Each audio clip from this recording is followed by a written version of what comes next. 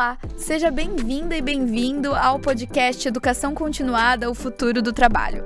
Neste espaço, nós discutimos as questões que conectam a universidade e o mercado de trabalho e que tem tudo a ver com o seu dia a dia. Bom, o nosso assunto de hoje trata da atuação do psicólogo dentro de um espaço que conhecemos bem, a escola. Nós vamos conversar sobre como as relações construídas no ambiente escolar impactam a saúde mental e também como é a atuação do psicólogo em ambiente escolar.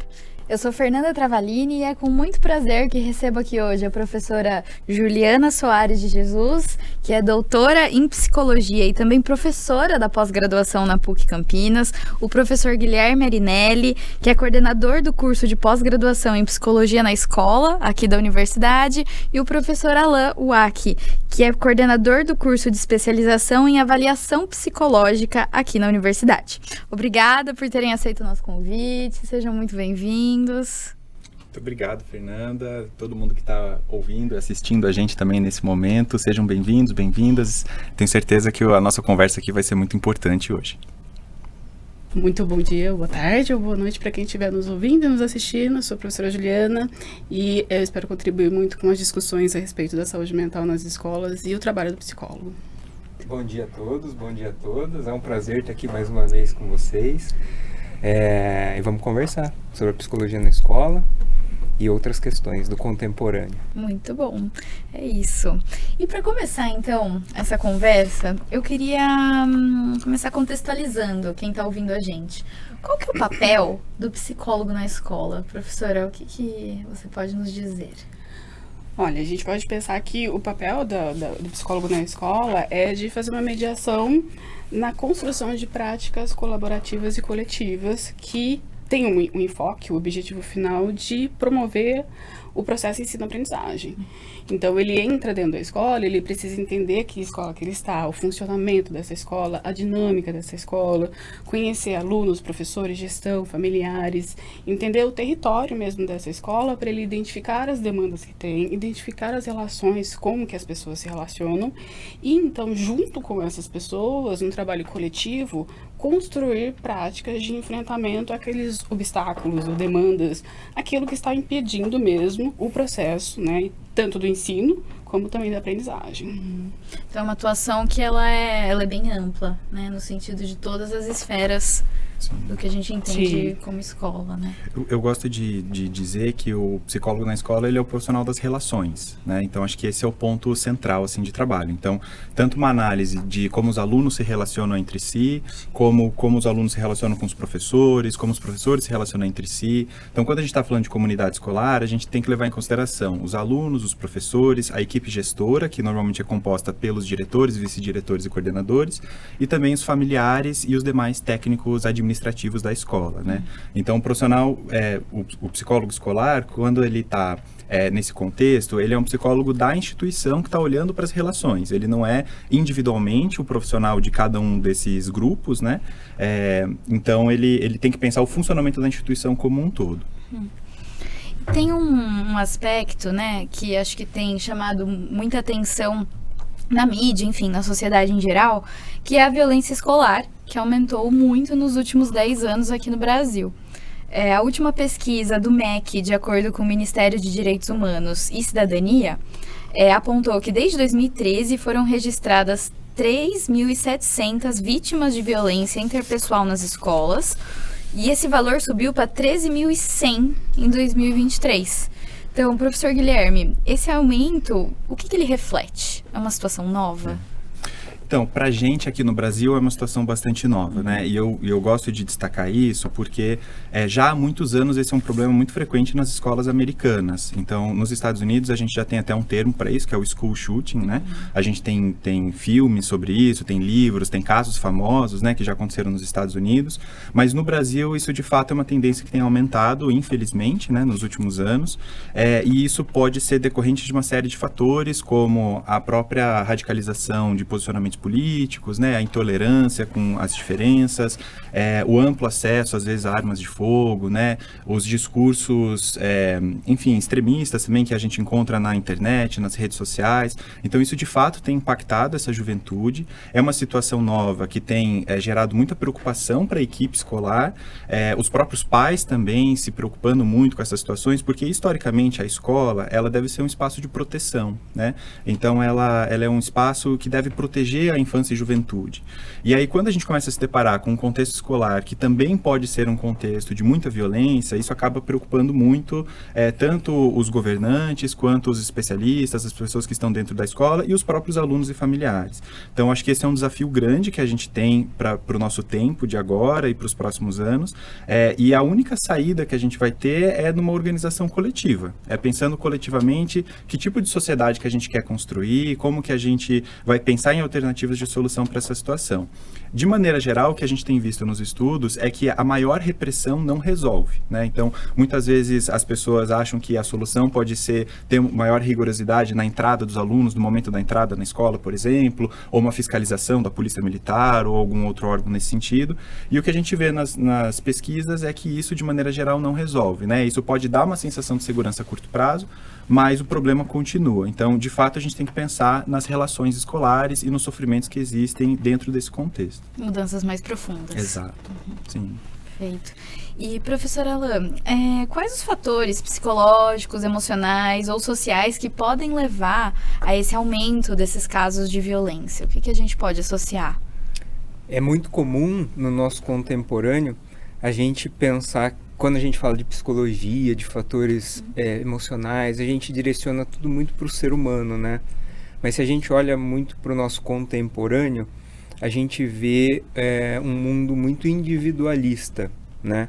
Onde as pessoas estão cada vez mais num ciclo de consumo para o seu prazer próprio. Então, o ser humano não é dissociado, né, da coletividade onde ele vive. E o nosso contemporâneo, principalmente depois da pandemia, as pessoas tiveram essa tendência de se isolar mais, né? De fazer as coisas muito para si mesmas, de mergulhar na rede social. A gente vê não só crianças, mas adultos dizendo explicitamente que a realidade deles é a realidade virtual e não a realidade do mundo real. Então, eu acredito, a gente poderia falar várias coisas, mas a falta de socialização, a falta de você enxergar o outro nessas relações, tornando a pessoa, né, e não uma pessoa, mas um todo muito individualista, gera essa falta de reciprocidade, né? Como o Guilherme falou, nos Estados Unidos isso é muito mais comum porque é uma sociedade muito mais consumista, né? Eles veem muito a questão do consumo para o prazer próprio e pensam muito pouco no coletivo. Na nossa sociedade, na nossa cultura no Brasil, a gente vê o Ministério da Educação, ele inclui na Base Nacional Comum Curricular um novo componente que não é um componente de disciplina, português, matemática. Ele inclui um componente que chama competências socioemocionais. É um componente, né, talvez o Guilherme possa falar um pouco mais, ele gera muitas dúvidas nas pessoas, né? O que é esse componente, né? O que ele quer trazer para a escola que é além do aprendizado? Tem a ver com o nosso contemporâneo, é proporcionar esse espaço onde, além do conhecimento, as pessoas possam aprender a se relacionar, né? Quando a gente fala não só da psicologia na escola, mas da avaliação psicológica, a gente, como psicólogo, começa a olhar isso também, né? Que tipo de competência o ser humano tem que ter hoje em dia para viver em sociedade, para aprender a lidar com o outro.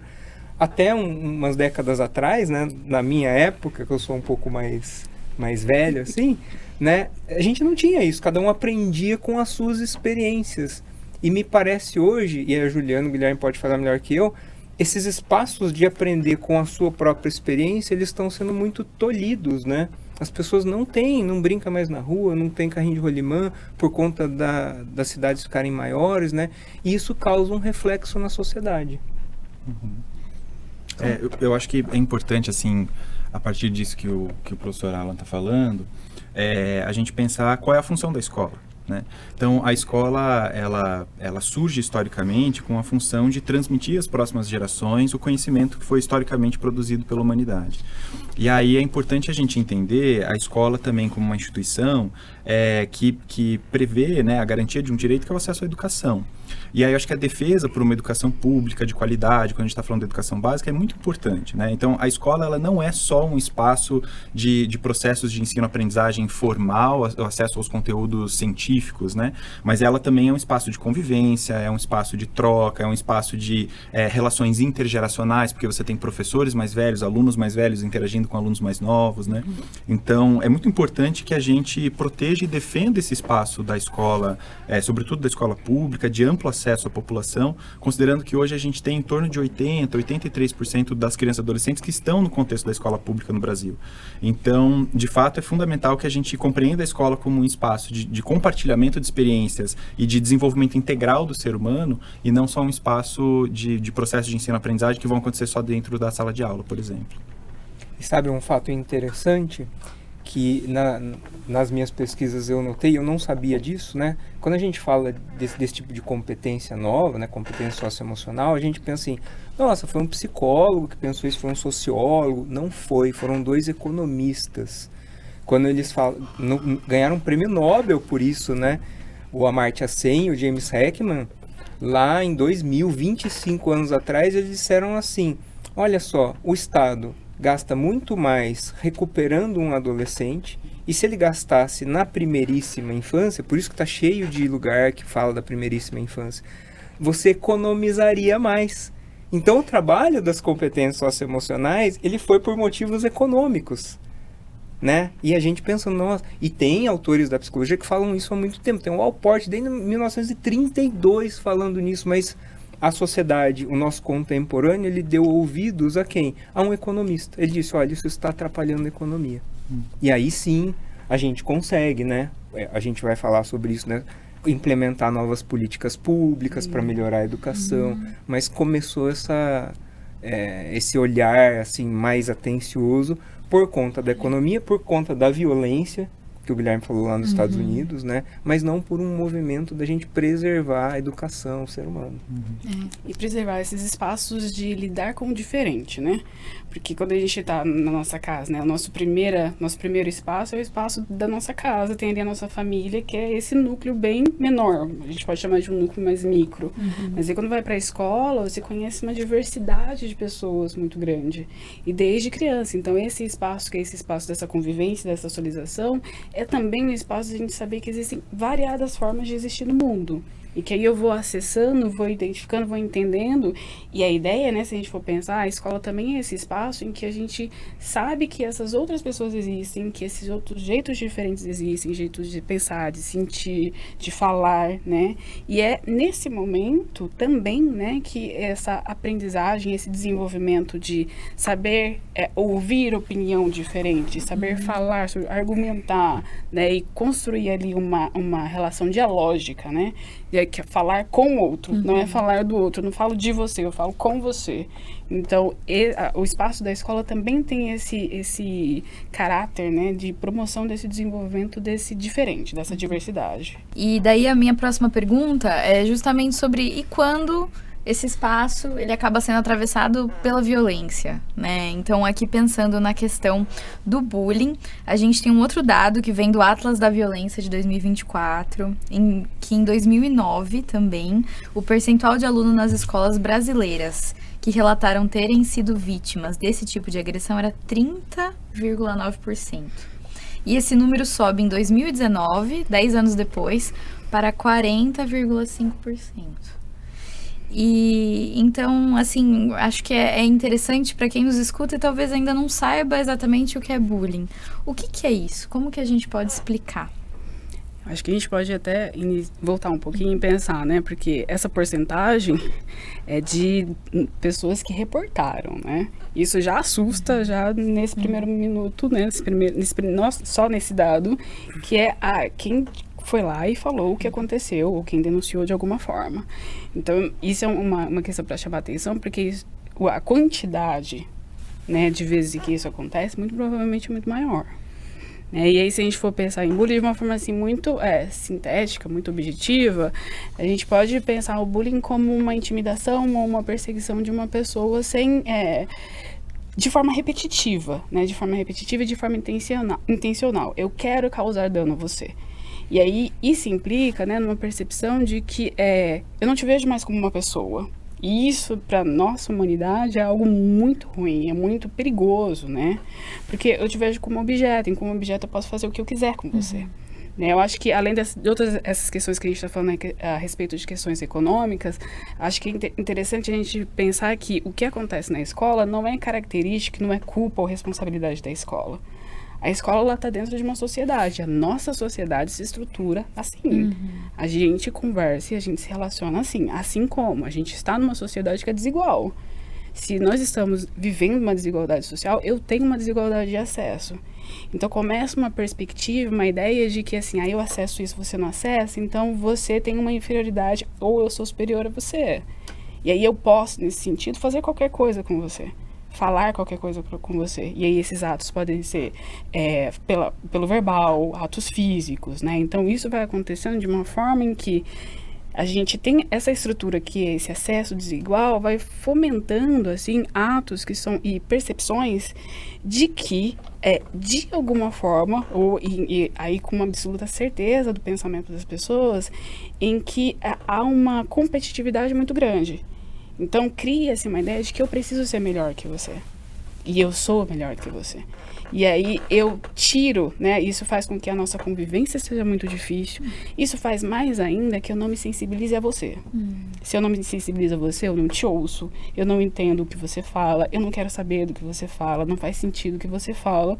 E isso vai causando cada vez mais conflitos e os espaços, né? Como a gente está falando de dialogia, de conversa, eles não existem. A ideia é essa, você me fala uma coisa, para mim não faz sentido, eu não dou importância, eu não acredito. Então eu continuo ali, de uma forma muito repetitiva, causando algo a você, sem você ter me feito nada, justamente por alguma coisa que eu acho que você tem como uma pessoa que faz parte, ou um grupo que é inferior a mim. Então, eu trago essa perspectiva pra gente pensar assim, é muito difícil, né, a gente falar assim, o bullying acontece por causa disso aqui, não tem uma causa única, né, tem milhares de determinantes e a gente precisa pensar também na forma como a gente vai se relacionando, a forma como a gente vai conversando, a forma como a gente vai ouvindo um ao outro. Eu consegui te ouvir, você conseguir me ouvir e a gente dialogar. E eu te identificar e te perceber como uma outra pessoa, que pode pensar diferente ou igual a mim, mas que você é uma pessoa. É muito comum, né? Pelo menos eu já ouvi em muitos círculos, né? Em muitas situações, de que antigamente não existia essa história de bullying. Como é que a gente pode ouvir essa colocação, entender essa colocação e desmistificá-la? Eu acho que é importante, tem um ponto inicial, que é a gente compreender quem que está falando isso também, né? Eu acho que tem uma dimensão intergeracional que a gente precisa levar em consideração, que muitas vezes são pessoas mais velhas, que tiveram experiências na escola, que foram experiências de violência também, sofreram violência ou cometeram alguns atos de violência também dentro da escola, mas muitas vezes isso também não era tipificado, isso também não tinha um nome, né?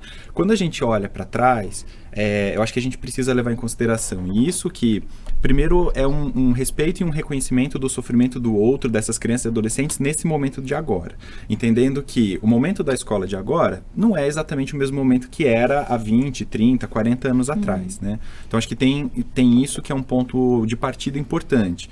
Então, se a gente está falando de sofrimentos físicos ou psicológicos, sociais, que essas crianças e adolescentes estão vivenciando, esse é o primeiro ponto de partida. Essa violência é real, esse sofrimento é real, independentemente do nome que eu vou dar ou não vou dar a ela.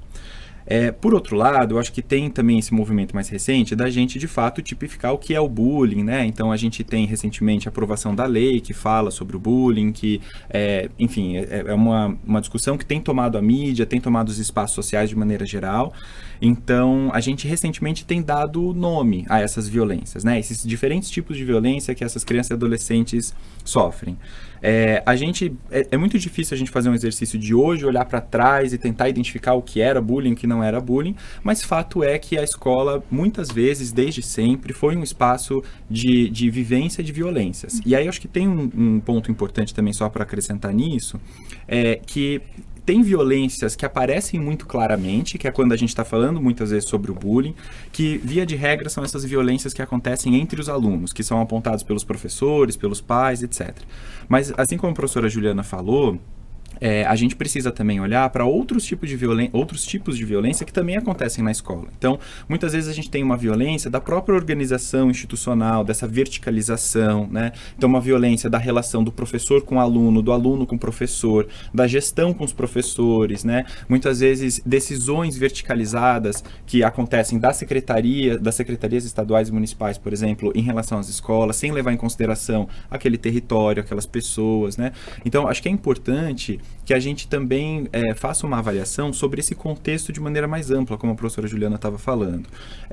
A violência que vai aparecer na escola, ela não é só uma violência, uma expressão individualizada, ainda mais com esses dados, né, com esse crescimento de dados. A gente reconhece que não é uma violência só individualizada entre um aluno e outro, que se a gente punir esses alunos, pronto, acabou o problema, né? Não é assim que funciona. O que a gente tem visto é uma organização estrutural, institucional, que muitas vezes favorece esses espaços de violência, de não reconhecimento do outro, de não troca de experiências, né, de não ser um espaço de fala e de escuta. Então, acho que para além da gente ficar tentando qualificar ou desqualificar o sofrimento do outro nesse momento, né, das crianças e adolescentes, acho que o mais importante é a gente partir do princípio que, de fato, há violências que acontecem, que geram marcas e sofrimentos psicológicos e que a gente vai precisar lidar com isso a partir de agora e para o futuro. E daí até a importância de ter o psicólogo presente na escola. Com certeza.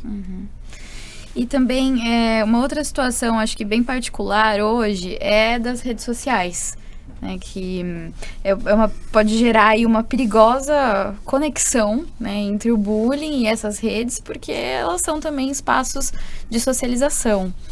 E o que vocês veem nesse sentido? Como que a escola, como que os pais, como que a sociedade lida com isso, para essas crianças e adolescentes? Quais são os impactos dessa presença tão intensa da tecnologia na vida hoje? Olha, eu vou falar um pouco do nosso contemporâneo, né? Na nossa cultura, no nosso país, eu acho que já perceberam que essa questão das telas, né, deixa a pessoa muito voltada para o mundo virtual, no mundo de fantasia, que muitas vezes leva ela a esquecer os problemas. É melhor eu me relacionar com uma tela que não me responde nada, me responde só o que eu quero, do que eu me relacionar com uma pessoa onde eu vou ter um processo de crescimento com ela, ainda que seja doloroso. E isso foi visto, pelo menos no Brasil, né? Houve aquela lei que proíbe o uso de celular nas escolas, justamente para quê? Para que a criança saia um pouco desse mundo de fantasia. Eu ouvi um professor falar esses dias que perguntou para um aluno de ensino médio assim, o que é isso aqui para você, o celular? Ele falou, isso é a minha realidade, né? Aí, quando um aluno diz que o mundo virtual é a realidade dela, ela está dizendo que a violência que acontece no mundo virtual afeta ela de forma física. A gente viu lá essa série que, no momento que a gente está gravando o podcast, né, é muito comentada, né, a adolescência, é um sofrimento causado à pessoa por algo que está na fantasia. Não é algo da realidade, assim, é algo que foi criado no mundo virtual. A gente, antes de começar o podcast, estava comentando que aqui onde a gente está gravando, teve um caso de uma criança que se suicidou, né, com 16 anos, por conta desta mesma violência virtual, né, que acontece hoje em dia, tem relação com a escola, mas não é nem dentro da escola, é algo gerado por essas relações que a pessoa não dá conta. Então, esse movimento que a gente está vendo no nosso contemporâneo do uso de tecnologia, ele é muito bom. Ele dá um acesso à informação que a gente nunca teve antes. Quando eu fiz faculdade de Direito, a gente andava para cima e para baixo com um monte de vade-mecum, né? Código civil, de processo civil. né? Você tinha que comprar, você tinha que gastar, ou você ia na biblioteca. Hoje não, você entra na internet, você pega tudo ali, ajuda muito, mas de uma certa maneira nos torna muito dependentes desta ferramenta. E essa dependência vai além da questão do conhecimento, né? A gente está falando de escola, né? A escola não é só um lugar de conhecimento, é um lugar para ter essas trocas. Então você troca o lugar de conhecimento da escola física, que tem pessoas, para um lugar digital.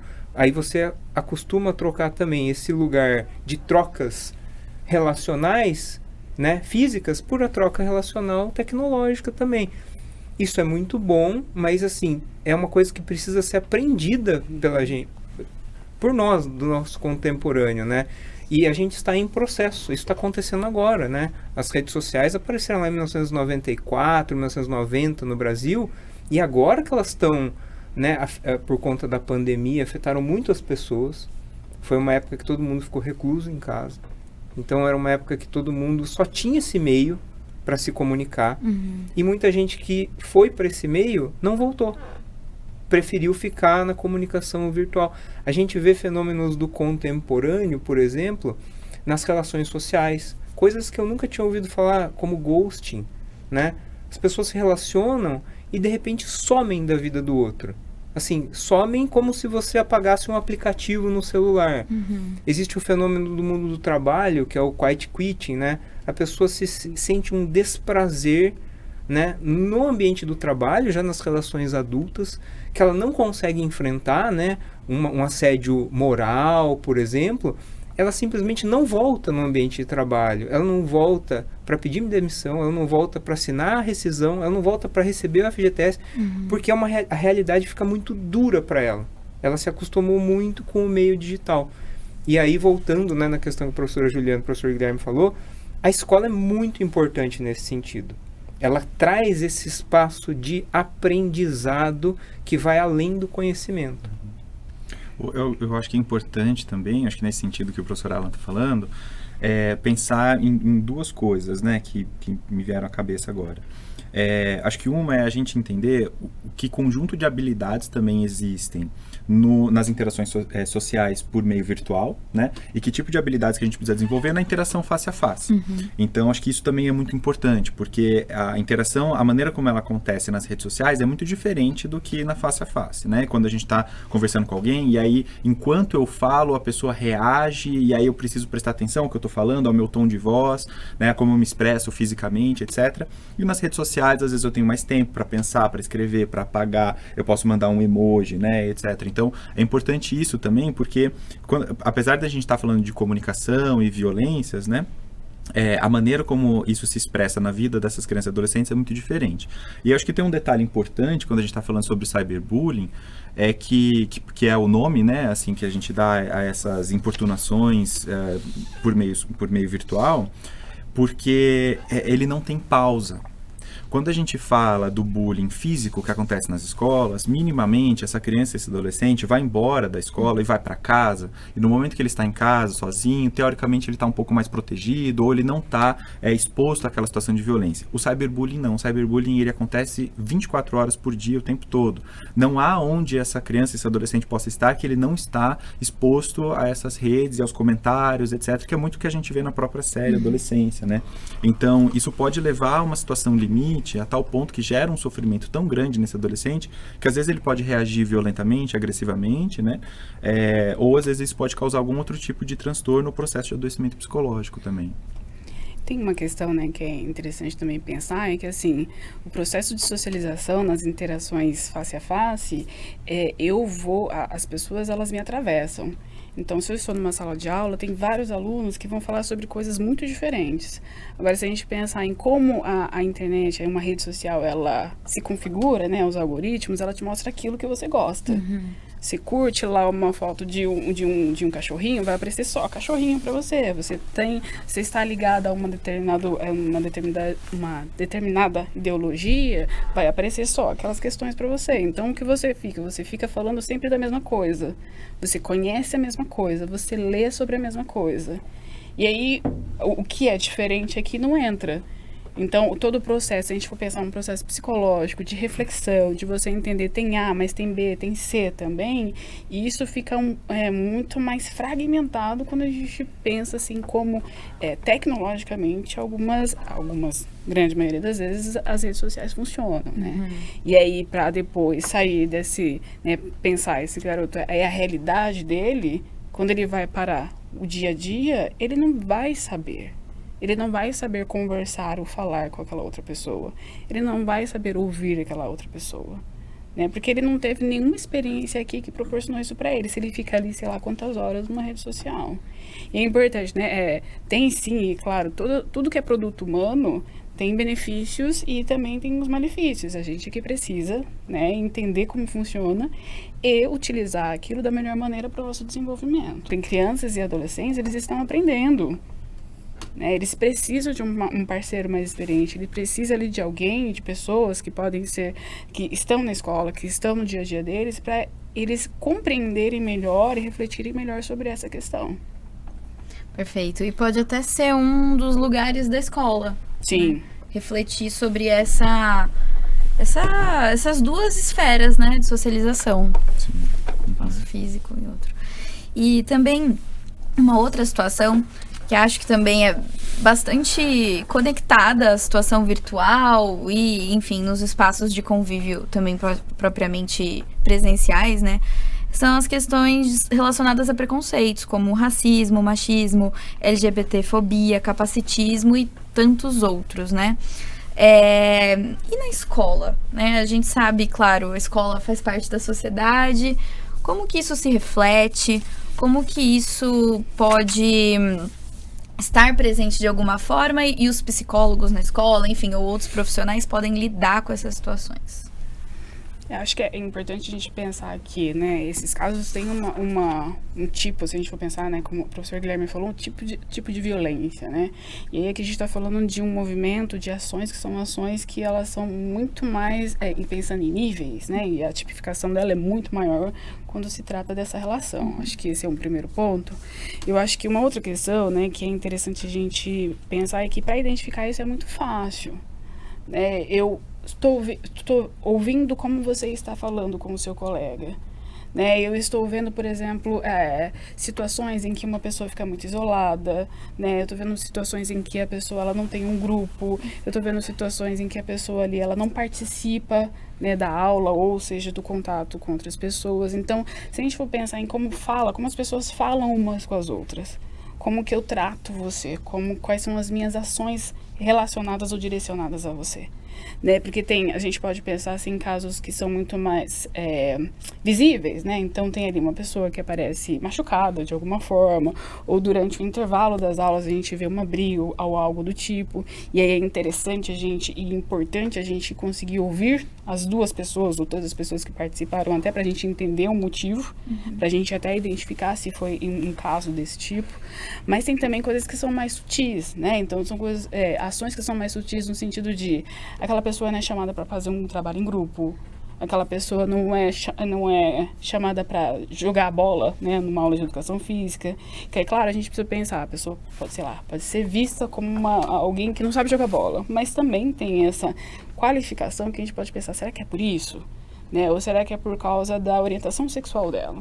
Ou será que é por causa da forma como ela se veste? Né? Então, olhares bem atentos e essa percepção que é como que as pessoas estão se tratando, como que as pessoas estão conversando, como que as pessoas estão ali dialogando umas com as outras. Né? Em frases assim a gente já consegue fazer essa identificação e também, né, perceber os impactos disso. Se eu tenho um aluno que ele não está participando da minha aula ou participava, eu preciso conseguir observar essa evolução, vou chamar assim, de como ele está dentro da sala de aula. Ele era tão participativo, agora não está mais.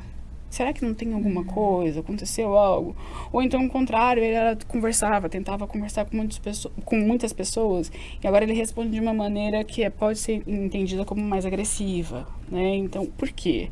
Então, não ficar apenas na manifestação, né? Mas entender todo esse percurso. Isso é uma questão. E uma questão, né, pra gente pensar é que, assim, para eliminar isso, coletivamente. né? Num caso, por exemplo, numa sala de aula com adolescentes, com crianças, né? Então, como que essa turma está entendendo o que aconteceu? Né? Será que não vai correr o risco de, é uma brincadeira, tô brincando, porque, né, pode acontecer isso. Mas aí a pessoa fala, então, mas para mim não foi uma brincadeira.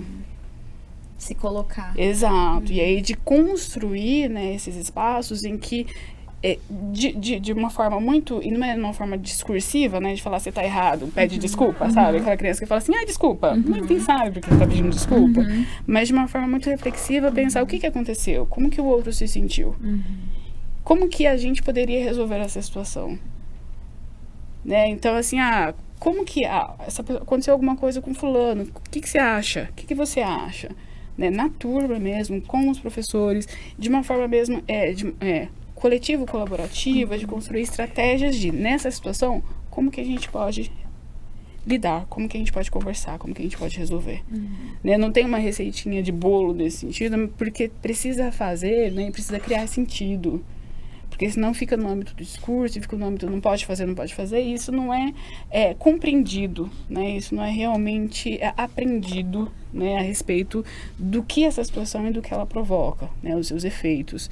Então, com mais dentro de uma escola, né, conseguir fazer essas discussões é interessante e importante. E, sobretudo, e é claro aqui, né, pensando não só das pessoas que fazem parte da escola, mas também do psicólogo, né, de atuar, é muito comum, é claro, a gente atua de uma maneira interventiva. Então, aconteceu uma situação, vamos lá construir ações para aquela situação.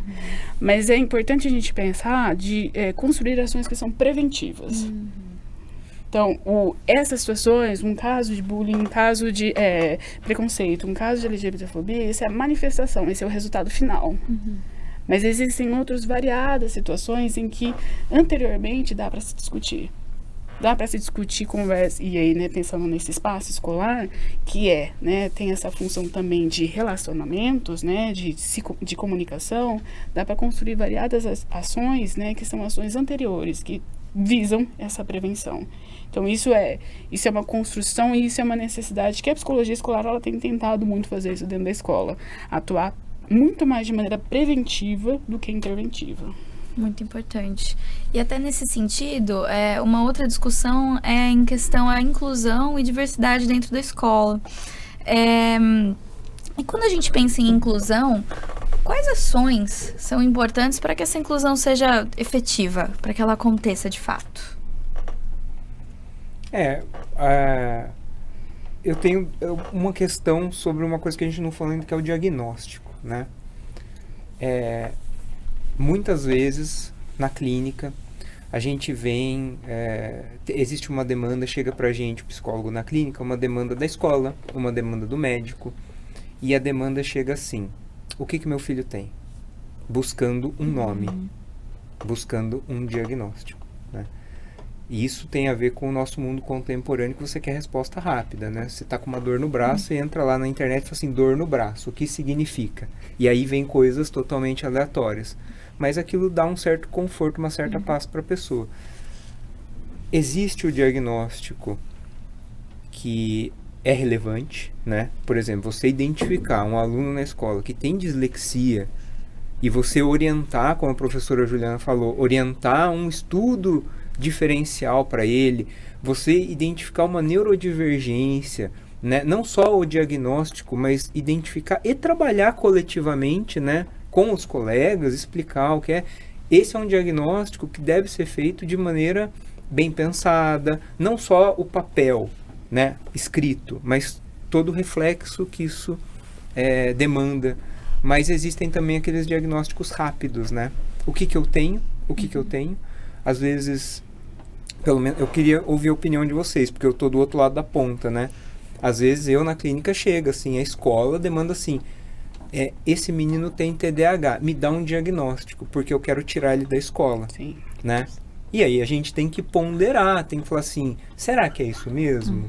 Vamos olhar a realidade dessa criança, ao invés de olhar o sintoma, ver assim o que aconteceu, vamos ver em qual comunidade ele está inserido, se tem violência, como é a família dele. A gente inclui profissões das áreas das humanas, o assistente social, o terapeuta ocupacional, o médico da família. A gente percorre, a gente chama de clínica ampliada isso, né? Para ver o ser humano no seu contexto, antes de nomear, antes de falar algo sem conhecer a pessoa, né? E aí eu queria ouvir de vocês também, porque é uma coisa da escola, né? Muitas vezes vem da escola isso, né? Esse aluno tem um problema. Eu acho que tem um ponto que é importante nisso tudo, que a escola tem que ser inclusiva. Ponto. Né? Eu acho que esse é um ponto muito importante. E aí, quando eu estou falando sobre a escola ser inclusiva, eu estou falando tanto de crianças e adolescentes com algum tipo de deficiência, quanto na sua ampla diversidade de raça, etnia, classe social, etc. Então, a escola, ela é um espaço de diversidade, isso precisa ser reconhecido, garantido, e por ser um espaço comunitário, ela não pode oprimir ou se sobrepor às individualidades e singularidades desses alunos. Né? É importante que ela garanta que eles possam se expressar em sua totalidade. Então, dito isso, a escola ela não pode recusar também, por exemplo, uma matrícula de um aluno com deficiência. E aí ela tem que dar um jeito de atender as necessidades desse aluno, de acompanhar, etc. O que a gente vê de maneira geral nas escolas públicas é uma dificuldade por falta de recurso, por falta de investimento, né? A gente tem todo um movimento de precarização da educação pública no Brasil, e isso acaba impactando muito, sobrecarregando os professores que já estão dentro de uma sala de aula com 30, 40 alunos, e aí as escolas ainda vão chamar, né, esses alunos com algum tipo de deficiência, neurodivergência, como alunos de inclusão, etc., como se eles fossem um peso a mais. Então, na verdade, a gente tem um problema estrutural, a gente tem uma dificuldade institucionalizada nessas escolas, sobretudo nas escolas estaduais, e aí a gente precisa pensar singularmente nas ações que são possíveis fazer dentro desse contexto, com esses profissionais, etc. Então, quando a gente pensa, por exemplo, no serviço do AE, do Atendimento Educacional Especializado, a escola só pode fazer a solicitação desse serviço quando o aluno tem algum tipo de diagnóstico fechado, algum tipo de laudo. Se a escola não possui esse documento, se a família não tem esse documento, a escola vai ter que olhar para as necessidades contextuais e pensar em adaptação de aula, etc. Só que daí isso entra numa bola de neve que o professor não tem tempo para preparar a aula, porque ele está dando 12, 14 aulas num dia, ele chega de manhã, ele vai embora tarde. Enfim, então a gente tem uma série de problemas, inclusive de estrutura, que possibilite que esses profissionais atuem de uma maneira inclusiva, né? De maneira geral, eu acho que assim, como dito no início, nós, né, psicólogos dentro da escola, a gente precisa trabalhar com as relações. Então, a gente vai ter que fazer uma análise, e aí, nesse caso, um diagnóstico situacional, fazer uma avaliação da instituição, que a instituição consegue fazer, quais são os serviços que existem no bairro onde a escola está localizada, que tipo de apoio que a gente pode conseguir desses serviços. Muitas vezes, a relação com o conselho tutelar, com centros de saúde, né, enfim, é muito importante para que a gente possa fazer essa articulação, entender o histórico desse aluno, da onde ele vem, de que escola ele vem, se ele veio de outra cidade ou não. Então a gente vai fazer essa análise, esse diagnóstico situacional, e depois a gente vai sentar junto com a equipe, tanto de gestão quanto com os docentes, para a gente poder pensar em estratégias efetivas dentro do contexto do que a gente consegue fazer, do que vai ser possível fazer para esse aluno, né? Então, idealmente, esse deveria ser o trabalho realizado todas as vezes que a gente identifica um aluno com algum tipo de deficiência, neurodivergência ou alguma necessidade educacional específica. Então, assim, é bastante desafiador, a gente, né, porque isso acontece dentre tantas outras demandas que a gente lida na escola. Então, como psicólogos escolares, a gente, como eu já disse, a gente é o psicólogo da instituição. Então, esses são casos específicos que a gente precisa acompanhar, mas tem tantos outros que também estão acontecendo ao mesmo tempo. Então, acho que é bem desafiador nesse sentido, mas eu concordo com o professor Alan, né? A gente precisa fazer essa ponte. E aí, fazer a ponte com a família também é muito importante. Trazer a família para perto da escola, né? Fazer a família participar das dinâmicas da escola. A escola não faz nada sozinha. A escola está localizada num bairro, ela é uma instituição, né, que tem uma função social, e aí a gente precisa que a escola se abra ao bairro, às pessoas, às famílias, e que ela traga essas pessoas para pensar junto quais são as soluções possíveis naquele contexto. Em alguns momentos também, discutir, né, e desconstruir e construir o que é incluir. Né? Porque a ideia, passa muito a ideia de que assim, eu tenho um diagnóstico, então agora eu incluí. Eu sei o que essa criança, esse adolescente tem, ponto, incluir. E na verdade não é, né? O diagnóstico é um ponto de partida, se a gente for pensar, não é um ponto de chegada. Então agora eu sei que o funcionamento dessa criança, desse adolescente é assim. Então, quais as ações aqui que eu posso construir, o que é possível, né? Com todos esses atores, como o professor Guilherme falou, quais são os atores que eu preciso e eu vou ter que envolver?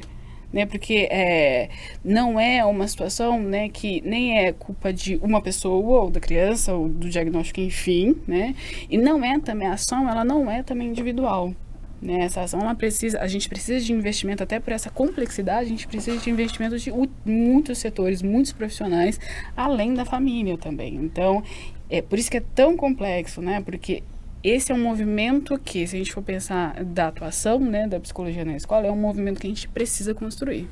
Esse é um movimento muito difícil, mas é um movimento que com a escola a gente precisa. Ali dentro da escola é algo que a gente fica falando e construindo e significando e indo assim a passinhos assim para essa construção.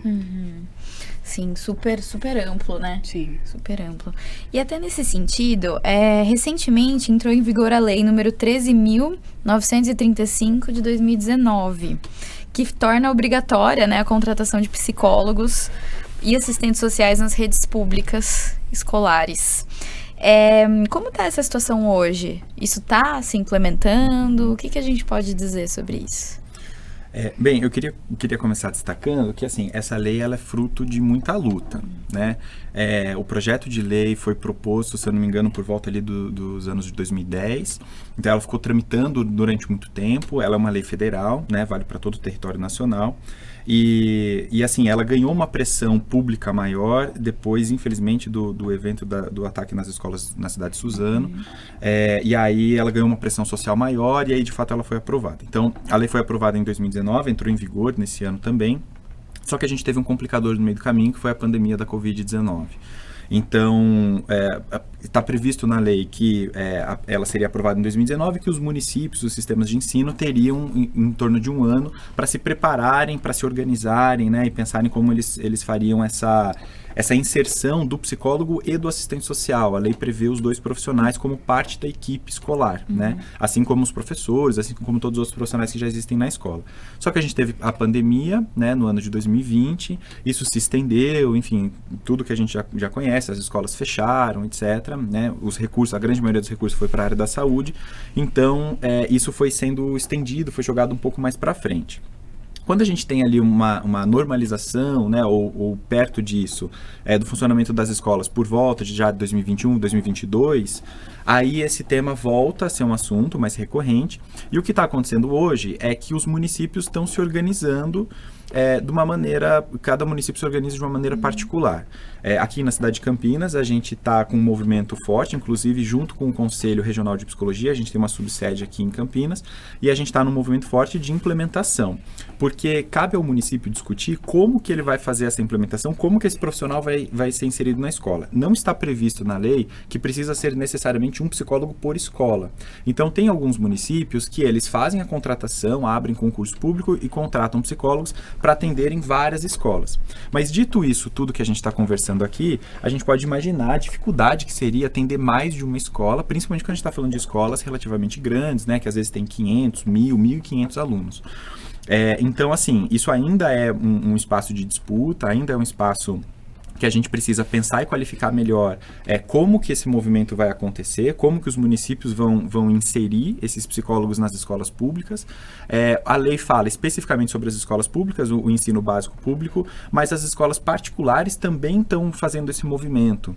As escolas particulares já faz algum tempo que perceberam a importância do psicólogo dentro das escolas, então a gente tem essas escolas grandes de rede, que quase todas hoje em dia já tem um psicólogo na equipe, né? E aí algumas têm mais de um e eles vão dividindo e organizando a partir das idades dos alunos, dos ciclos escolares, e outras escolas a gente tem um psicólogo para a escola como um todo.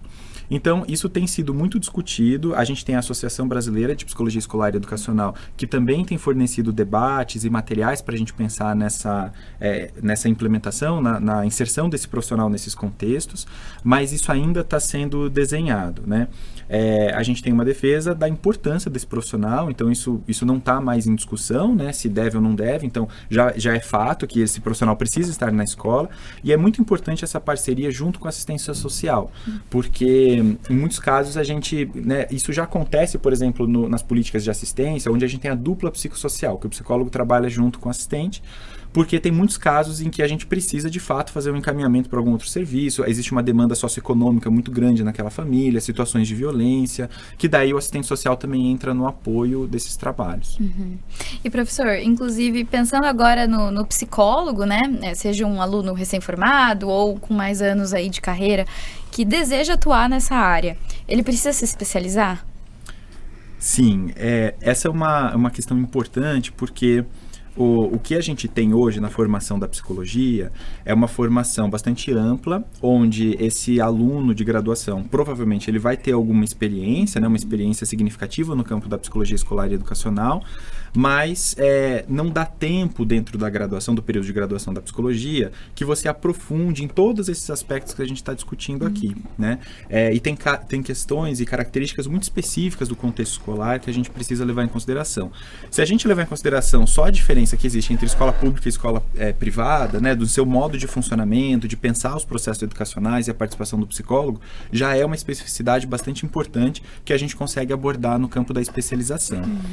Então, a especialização em psicologia escolar, ela vai oferecer a oportunidade para que esses alunos possam discutir na prática e com embasamento teórico, né, o que cabe ao psicólogo, que tipo de análise que a gente faz dessas situações, desses desafios, que tipo de articulação é necessário que esse profissional tenha, como que ele faz uma análise crítica dessa situação e como que ele se articula com outros profissionais. Então, de fato, a especialização é uma formação muito importante que vai complementar muito para que esse profissional se sinta preparado para entrar nesse contexto e consiga lidar com todas essas demandas que aparecem, sabe?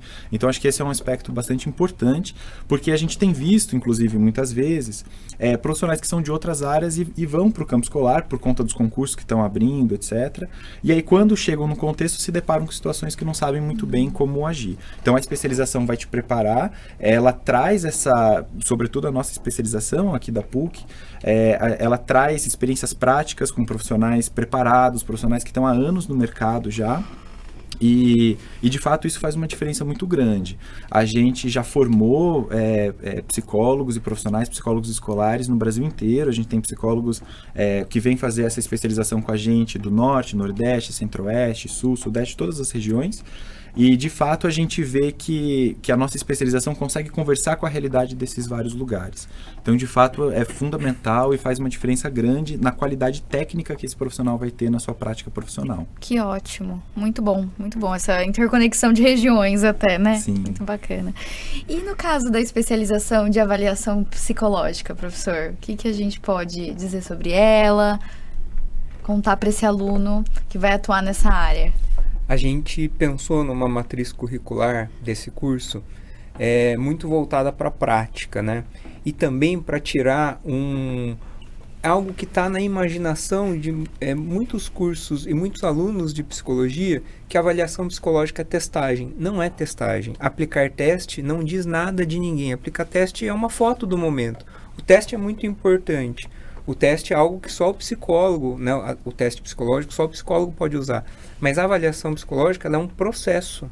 Ela é um processo muito longo, né? Que, como a gente já disse aqui, na hora que a gente termina a avaliação psicológica, não necessariamente há um diagnóstico. Pode haver um encaminhamento. E aí começa uma segunda etapa, que é implementar aquilo que a gente viu, que a professora Juliana falou, né? A gente entrega um resultado, por exemplo, para a escola, para que a escola comece a pôr em prática alguma coisa. A matriz curricular do nosso curso, ele tira um pouco esse foco muito intenso na testagem, né? Como o professor Guilherme falou, a graduação em psicologia, o aluno já entende para que serve um teste, ele entende que ele tem que ler os manuais, ele entende tabelas normativas, ele entende como aplicar. Mas no curso, na especialização em avaliação psicológica, ele entende a importância da testagem em uma etapa da avaliação psicológica. Nós temos professores muito bons aqui. A professora Juliana, ela é professora do curso de escolar e também de avaliação psicológica, justamente para quê?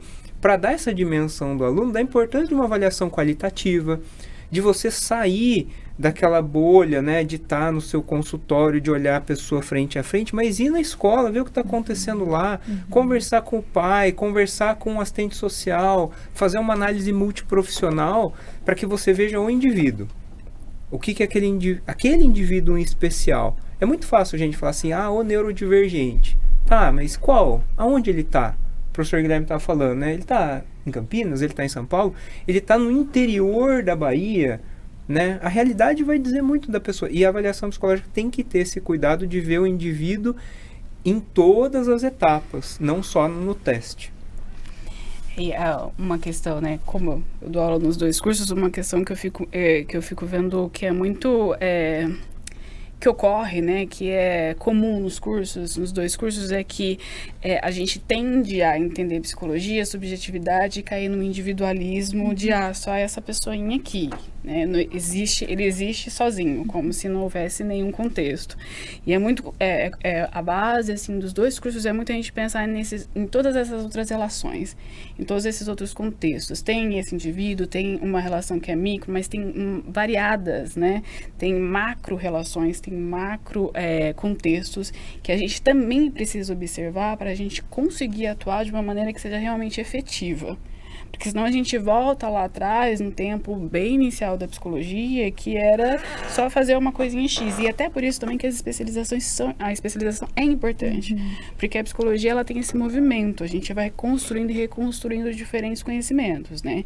E as especializações, elas estão aí para dizer, olha, isso que a gente fazia antes, tem isso aqui que foi ok, que foi legal, que a gente pode continuar, mas a gente precisa avançar.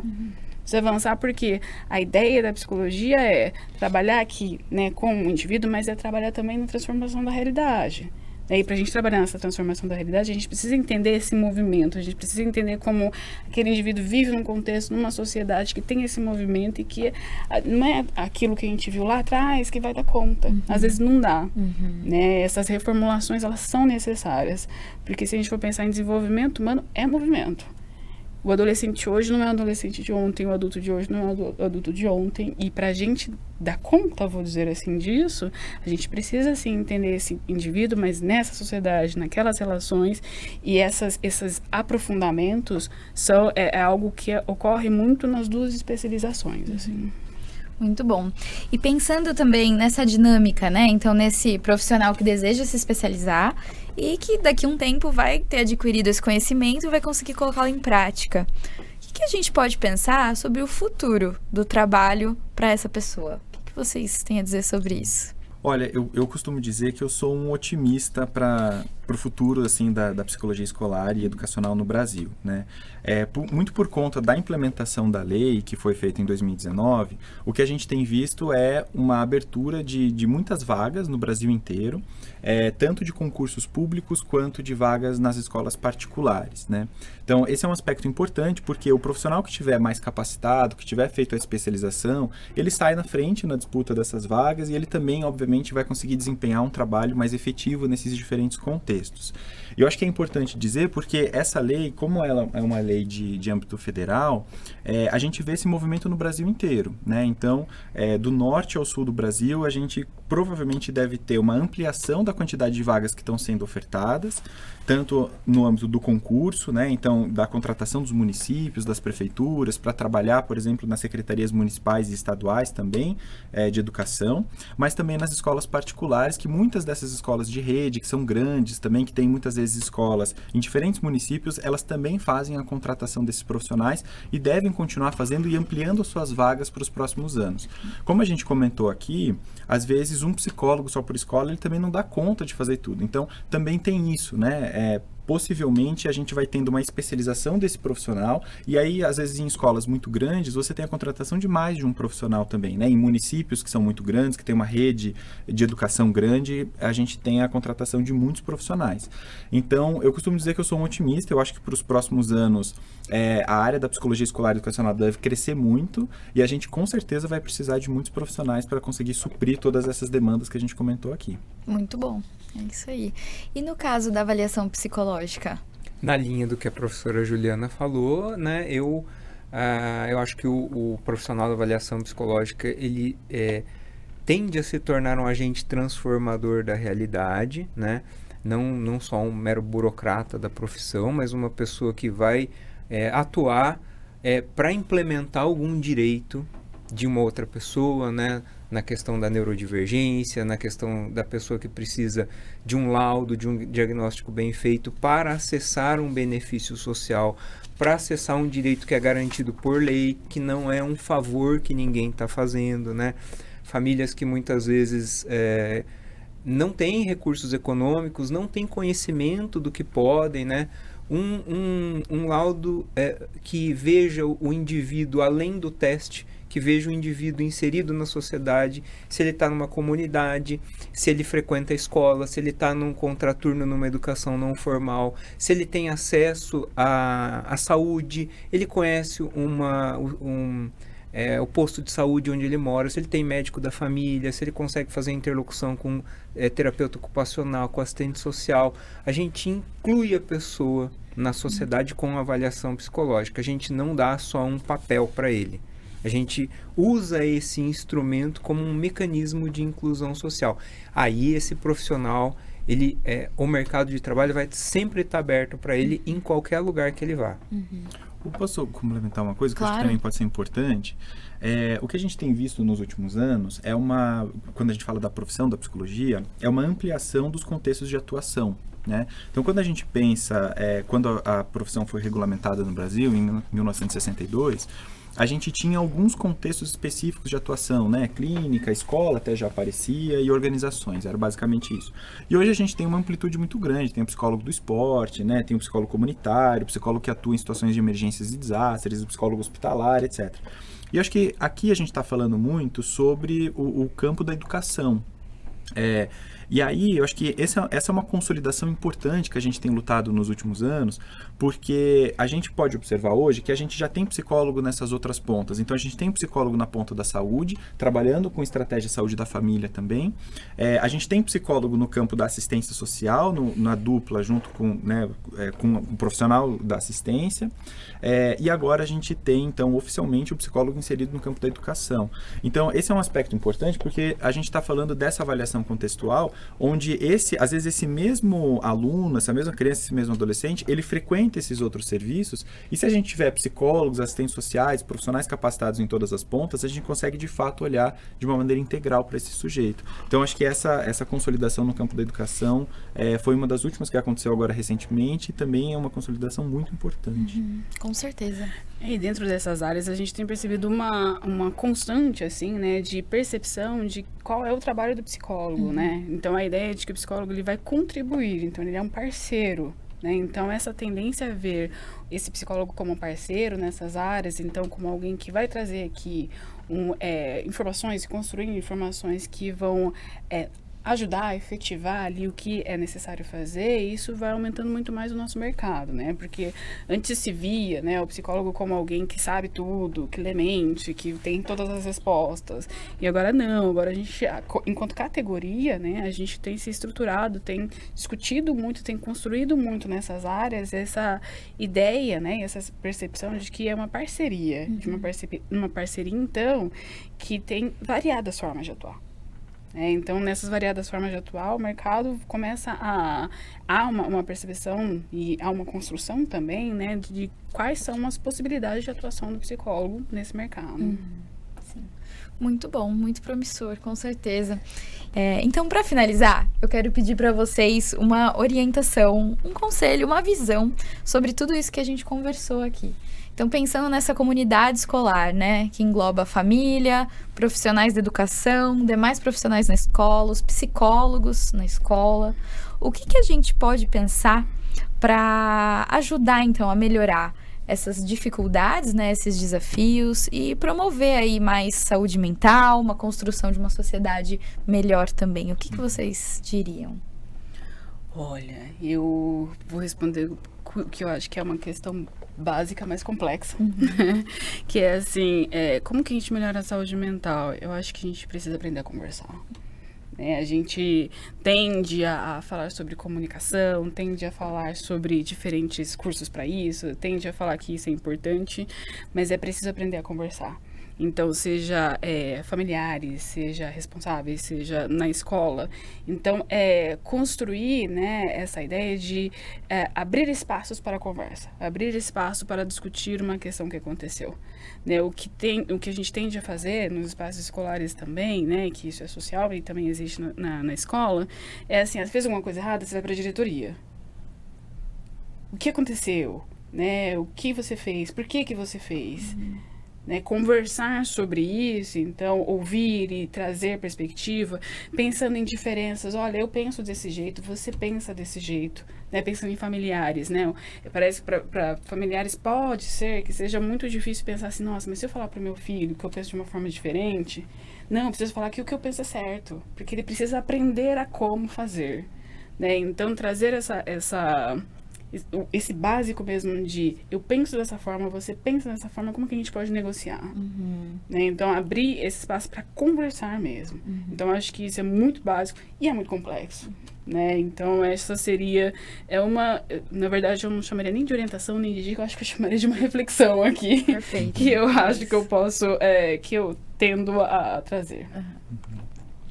Eu acho que de uma maneira bastante prática, acho que indo nesse caminho que a professora Juliana falou, eu acho que se a gente conseguir, dentro das escolas, que a gente tenha mais espaços de compartilhamento, mas que a própria escola, porque esse é um ponto importante também, é uma responsabilidade da escola trazer as famílias para perto, né? Pensar esse espaço de maneira coletiva.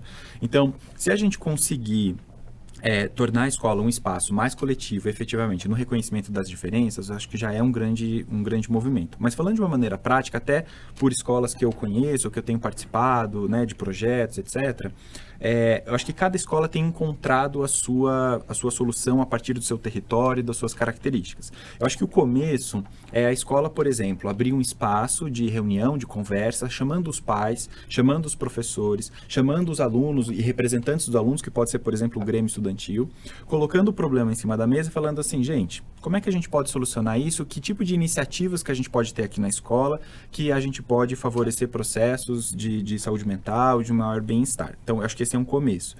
E aí, eu tenho acompanhado projetos de saúde mental nas escolas, então tem escolas que os alunos assumem mais à frente desses projetos, pensam em palestras, rodas de conversa, tem escolas que colocaram isso de uma maneira transversal ao currículo, então tem um momento em cada aula ou em algumas aulas do dia que os alunos falam sobre como eles estão se sentindo, como eles chegaram naquele dia, tem assembleias de alunos que eles fazem e também discutem sobre o tema, tem grupos de apoio que os alunos se organizam e tem um professor de referência, por exemplo, que também acompanha esse trabalho.